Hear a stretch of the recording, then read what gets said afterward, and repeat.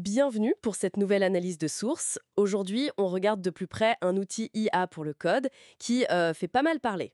Claude Code.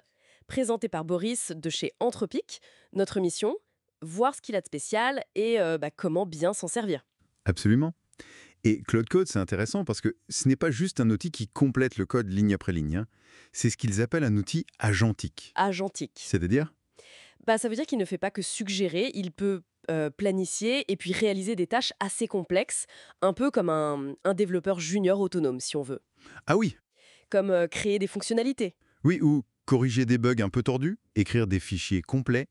Et le point clé, c'est qu'il s'intègre aux outils qu'on utilise déjà. L'IDE, le terminal, SSH, sans tout chambouler dans notre façon de travailler. D'accord. C'est prometteur cette idée d'agentique. Mais alors, concrètement, on commence par où avec un outil comme ça? Il a l'air assez ouvert. Alors, Anthropic, il recommande de démarrer simple, avec les questions-réponses, le Q&A, sur la base de code existantes. Le Q&A, ok. Pourquoi ça? Parce que, d'après eux, ça réduit, mais alors drastiquement, le temps pour comprendre un nouveau projet. Ils parlent de passer de semaines à quelques jours seulement, chez eux. De semaine à jour? Ah ouais, quand même. Et c'est facile à prendre en main. Autre point important, la confidentialité. Le code reste chez nous, sur notre machine. Pas d'entraînement sur notre code. Non, non.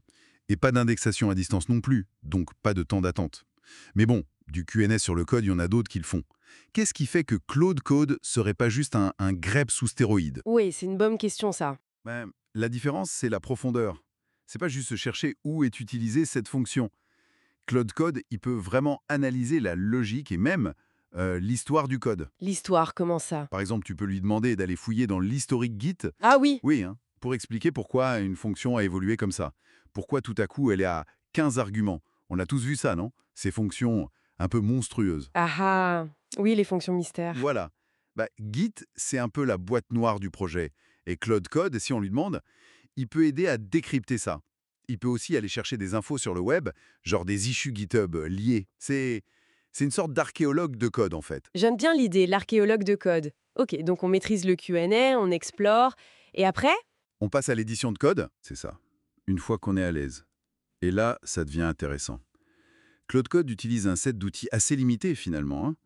Éditer des fichiers, lancer des commandes bash, faire des recherches. Et il les combine tout seul? Oui, de manière autonome. Mais, et c'est le conseil crucial d'Anthropic, il faut lui demander de réfléchir d'abord, de faire un plan, Ah, un plan. oui, qu'il nous soumet. On valide, et seulement après il agit. Ça évite qu'il parte dans une direction non souhaitée. Oui, je vois. Un peu de garde-fou. Ça m'aurait évité quelques soucis par le passé, ça. On est d'accord. Et pour que ce plan et ses actions soient pertinents, il lui faut une chose essentielle, du contexte. Le contexte. Comment on lui donne ça? C'est là qu'intervient le fichier claude.md. On le met à la racine du projet, ou ailleurs si besoin, Claude.md. et dedans on met les infos clés, les commandes qu'on utilise tout le temps, les grandes décisions d'architecture, le guide de style. L'essentiel, quoi. Faut que ça reste concis. D'accord. Et s'il y a des spécificités dans un sous-dossier? On peut mettre d'autres claude.md dans les sous-dossiers. Ils sont chargés seulement quand c'est nécessaire. C'est un bon moyen de partager la connaissance du projet dans l'équipe. Pas juste entre humains, mais avec l'IA aussi. Malin. Et on peut lui apprendre à utiliser nos outils spécifiques? Genre une CLI maison? Tout est fait. On peut lui montrer comment utiliser les outils de l'équipe. Et encore plus fort, on peut lui donner un moyen de vérifier son travail. Vérifier son travail, c'est-à-dire? Lui faire lancer les tests unitaires, exactement, ou utiliser Puppetier pour prendre des captures d'écran par exemple.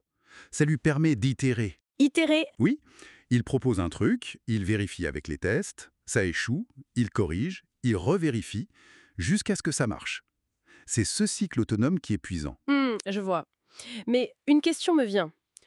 Pourquoi une interface en ligne de commande, une CLI? Pourquoi pas une intégration super poussée dans les IDE? Alors, Anthropic donne deux raisons principales. La première, l'universalité. Universalité. Mais oui, le terminal, tout le monde l'a, quel que soit son IDE préféré. C'est le dénominateur commun. D'accord, logique. Et la deuxième raison? C'est une vision plus long terme. L'IA évolue tellement vite. Les interfaces qu'on connaît aujourd'hui, même les IDE, pourraient devenir moins centrales. Ah bon? Ils ne veulent pas surinvestir dans une UI qui pourrait être dépassée rapidement. La CLI est plus pérenne et prête pour l'avenir. D'ailleurs, petit détail mais important, il est multimodal. On peut lui donner des images, des maquettes, via un chemin de fichier ou en glisser-déposer. Ok, intéressant. Donc, si on résume, Claude Code, c'est un partenaire de codage agentique. Il comprend le contexte, l'historique. Les points à retenir, commencer par le Q&A pour explorer, toujours demander un plan avant qu'il modifie du code, utiliser claudecode.md pour le contexte et lui donner de quoi vérifier son travail pour qu'il puisse itérer seul. C'est exactement ça. Et ça ouvre une réflexion assez profonde, je trouve. Laquelle? Si ces outils ne font plus que coder, mais qu'ils comprennent l'histoire d'un projet via Git, les règles de l'équipe via CloudMD, qu'ils savent utiliser nos outils et se corriger, comment ça redéfinit la collaboration entre l'humain et l'IA dans le développement? Est-ce qu'on est encore juste dans l'assistance, ou est-ce le début d'une intégration où l'IA devient en quelque sorte dépositaire d'une partie de la connaissance même du projet? Hmm. C'est une excellente question pour terminer. Ça laisse matière à réflexion.